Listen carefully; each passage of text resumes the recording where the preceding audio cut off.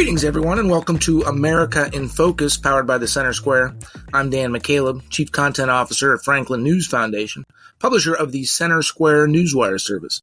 We are recording this on Friday, November 22nd. President-elect Donald Trump continues to fill out his cabinet with high-profile nominees. Matt Gaetz, Trump's controversial selection to run the Justice Department as Attorney General, withdrew his name from consideration amid allegations of sexual impropriety. Trump instead tapped former Florida Attorney General Pam Bondi to replace Gaetz.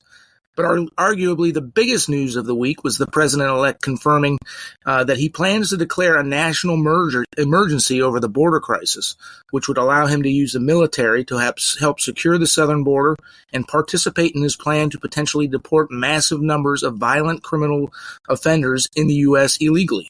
Joining me to discuss all things presidential transition is Casey Harper, Washington, D.C. Bureau Chief for the Center Square.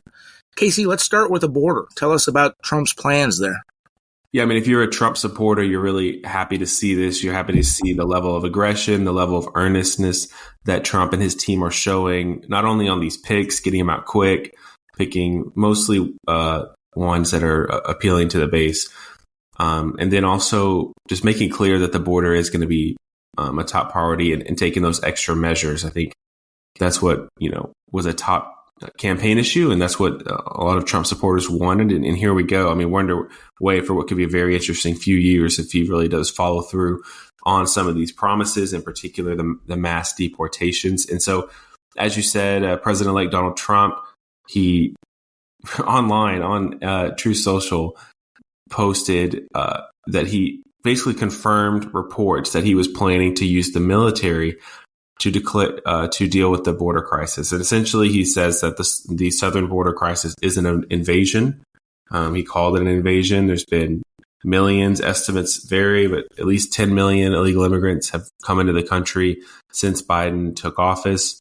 We really don't know the full number because how can you track, the people who come in and totally evade law enforcement? It's just an estimate.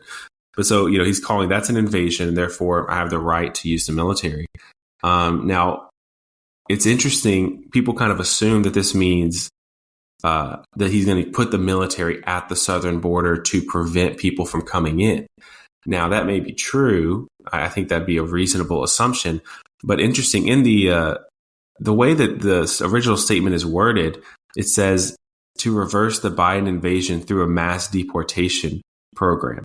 And so it seems to me, the way I read that, is actually the military is going to be involved in this mass deportation. I don't know what that looks like exactly, but it's going to be beefing up resources to ICE and also local sheriff's departments. You may remember, Dan, that part of the Trump plan is likely, if they really go through with it, is likely going to involve partnering with local law enforcement to help them deport. And so then I guess the National Guard or whoever it ends up being could be extra manpower to make this happen, just security maybe for those agents who go in or whatever it is. But, local law enforcement, they know where these people live. They know the neighborhoods. They've been in the communities a long time and probably know it a lot better. And they have the numbers in a way that ICE just does not. So it's going to be really interesting to see if this is a very controversial move, but if you're really serious about it, it may take this kind of manpower, Dan.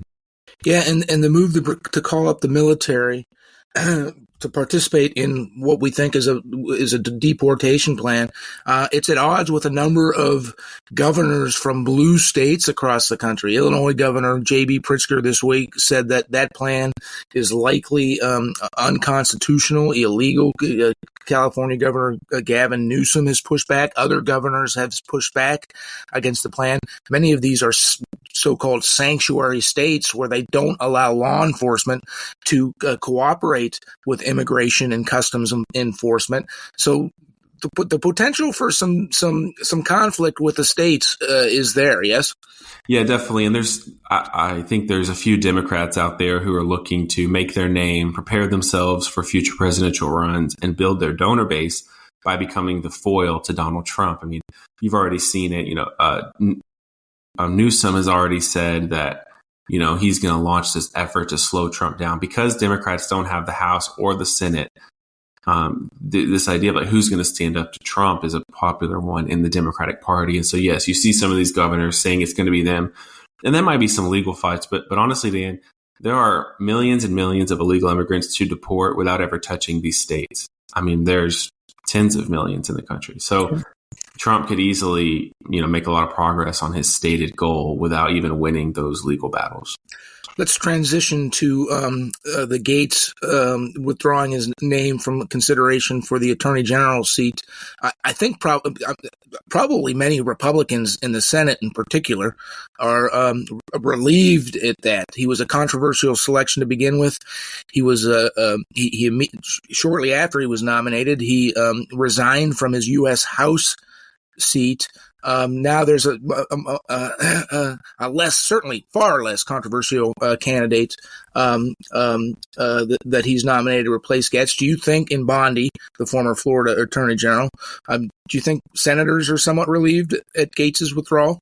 There's certainly a few moderate or senators, and probably even a few more than just the moderates, who are relieved they don't have to make that hard vote. I think a lot of Trump's most staunch supporters really liked Gaetz because he has shown a really aggressive mentality and a willingness to not back down, even under intense outward pressure. So, of course, he famously ousted House Speaker Kevin McCarthy almost by himself. I mean, he had a handful of lawmakers with him, but remember, they only needed, I think, 5 to prevent a confirmation. And at times they only had like 9 votes preventing McCarthy from being confirmed. And despite intense pressure from the media, from the outside world, he brought Congress to a halt. I'm sure McCarthy and him are this is sweet revenge for McCarthy, first off. But, they're thinking about how many Republicans were pressuring Gaetz, who was leading that charge, to just give in. You're making Republicans look bad. And he stood his ground. And I think he earned the respect of a lot of, Trump supporters by doing that, because they were skeptical of McCarthy at that point. And he just showed he had a backbone. And so I think that's how he got the job, actually. So Trump loyalists were kind of excited about Gaetz despite the allegations, because they really wanted someone who was going to use the DOJ to address a lot of the problems, to clean out the FBI, to prosecute some people, put some people in jail who they see deserve it, and it's a long time coming.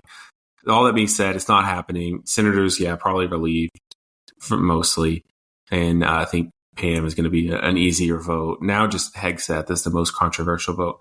There's kind of a political wisdom a little bit, though, in throwing out a candidate, having them be knocked down. And so then they almost have to take your second choice. Negotiating, they turn down the first thing. Then they seem unreasonable if they won't take. When you cave, it's like they're meeting in the middle by taking Pam and these other nominees. Thank you for joining us today, Casey. Listeners can keep up with all things presidential transition and more at thecentersquare.com.